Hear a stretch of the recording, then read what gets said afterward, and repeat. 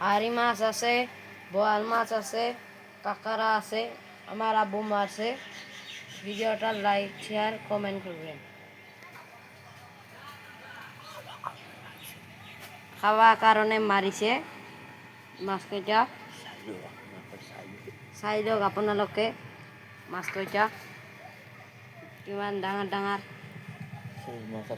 সৰু মাছ আছে আৰু লগত কেঁকোৰা আছে, টেঙনা আছে, বহুত মাছ আছে। চাই ল'ব আপোনালোকে।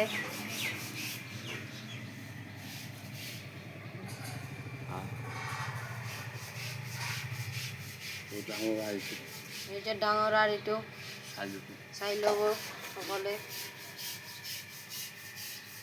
বহুত ডাঙৰ। আৰু ইয়াত বোৱালি মাছো আছে, ডাঙৰ ডাঙৰ দুটা দেখিব। এইকেইটা ডাঙৰ ডাঙৰ বোৱাল।